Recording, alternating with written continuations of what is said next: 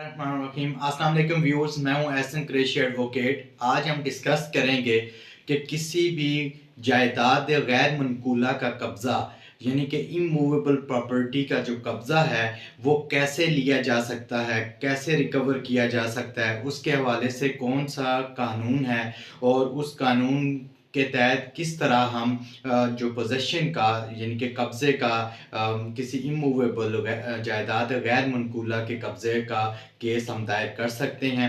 सबसे पहले हम जायदाद गैर मनकूला को समझते हैं कि ये क्या है। जायदाद गैर मनकूला को इंग्लिश में इमूवेबल प्रॉपर्टी कहते हैं, यानी कि वो प्रॉपर्टी जो फिक्स होती है, एक जो ज़मीन के साथ, अर्थ के साथ जुड़ी हुई होती है, जो एक जगह से दूसरी जगह मूव नहीं कर सकती, जो प्रॉपर्टी, उसको बेसिकली जायदाद गैर मनकूला कहा जाता है। जैसे कि ज़मीन हो गई, जैसे कि कोई प्लॉट हो गया, जैसे कोई मकान हो गया, ये सारी चीज़ें जायदाद गैर मनकूला में आती हैं। अब इनका अगर कब्ज़ा आपसे छिन गया है तो आप कब्ज़ा रिकवर कैसे करेंगे, किस कानून के तहत करेंगे, उसके ऊपर आज हम डिस्कस करेंगे। जो स्पेसिफिक रिलीफ एक्ट है 1877 का, 1877, उसकी सेक्शन 8 और सेक्शन 9 दोनों जो है वो गैर मनकूला, जो जायदाद गैर मनकूला है उसके पोजेसन की रिकवरी से रिलेटेड हैं। अब सेक्शन 8 और 9 के तहत कब सेक्शन 8 के तहत केस करना है और कब सेक्शन 9 के तहत केस करना है, इसमें थोड़ा सा फ़र्क है। पहले हम सेक्शन 8 को देख लेते हैं और फिर उसको सेक्शन 9 को भी हम देख लेंगे और साथ ही हम उनका जो छोटा मोटा डिफरेंस है वो भी हम कर लेंगे। सेक्शन 8 के अंदर ये लिखा गया है कि जो शख्स इंटाइटल है, यानी कि किस चीज़ का, उस जायदाद का, यानी कि उसके पास टाइटल है, वो उसका टाइटल डॉक्यूमेंट उसके पास मौजूद है, वो उसका ओनर है किसी जायदाद का, किसी प्लॉट का, किसी मकान का, किसी ज़मीन का। जो शख्स ओनर है उसके पास टाइटल मौजूद है, अगर ओनरशिप का प्रूफ मौजूद है तो वो, और उस शख्स के पास कब्ज़ा नहीं है, ओनरशिप मौजूद है उसके पास और उस ओनरशिप की बेस पर वो कब्ज़ा लेना चाहता है, तो वो सेक्शन 8 के तहत जो है वो सूट फाइल करेगा। अब सेक्शन 8 के तहत जब सूट फाइल करेगा तो प्रोसीजर कब्ज़ा लेने का वही होगा जो एक सीपीसी के अंदर जो प्रोसीजर प्रोवाइड किया गया है। यानी कि सीपीसी के अंदर क्या प्रोसीजर प्रोवाइड किया गया है, वो प्रोसीजर ये है, तरीक़ाकार ये है कि एक शख्स है वो अदालत में जाएगा और कब्ज़े का केस दायर करेगा, फिर दूसरी पार्टी को नोटिस होंगे, वो आएगा, वो अपना जवाब देगा, उसके बाद जज साहब इश्यूज़ फ्रेम करेंगे। इश्यूज़ फ्रेम करने के बाद ये जो मुद्दई है ये अपनी शहादत देगा, फिर मुद्दई शहादत देगा, फिर उसके बाद आर्गूमेंट्स होंगे और उसके बाद जो है जज ने फैसला करना है। यानी कि ये सीपीसी के अंदर एक प्रोसीजर है।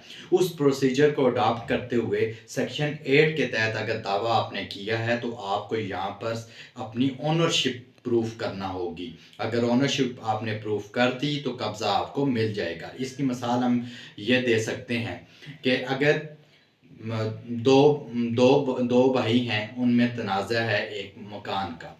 अब एक भाई, उनकी विरासती मकान था, वो विरासत में मिला था, उनके वालिद फ़ौत हुए और उनके दो ही बेटे थे और दोनों के जो मालिक हैं वो दो ही कानूनी और शरीयत के एतबार से दो ही मालिक बनते हैं उसके। तो वो एक भाई ने उस पर कब्ज़ा किया हुआ है। अब जो दूसरा भाई है वो अदालत में सेक्शन 8 के तहत, चूँकि विरासत जो बलिहाज़ विरासत वो उसको ओनर वो बनता है, उसका हिस्सेदार वो बनता है, उसकी भी ओनरशिप होगी उसमें, तो जितनी दूसरे की है उतनी ओनरशिप उसकी भी होगी, उसका भी हिस्सा बनता है। तो उसके लिए वो अगर अदालत में जाता है कि जी उस मकान पर मेरे भाई ने ही कब्ज़ा किया हुआ है जबकि उसका पोजेसन मुझे भी मिलना चाहिए, तो वो उस सूरत में भी वो जाएगा तो उसके पास चूँकि ओनरशिप है और वो जाकर केस दायर करेगा सेक्शन 8 के मुताबिक। या फिर हम इसकी मिसाल ये ले लें कि आपके पास कोई प्लॉट है ऑलरेडी और उस पर कोई काबिज़ हुआ है, आपको कब्ज़ा नहीं दे रहा, तो आप उस प्लॉट के डॉक्यूमेंट्स लेकर जाएंगे और अदालत में केस दायर करेंगे और अपनी ओनरशिप प्रूफ करके वो कब्ज़े का जो प्लॉट का कब्ज़ा है वो आप ले सकते हैं। ये समझाने के लिए ये एक एग्जांपल दी है। तो सेक्शन 8 के मुताबिक आपने ओनरशिप अपनी प्रूव करना मैंडेटरी होता है।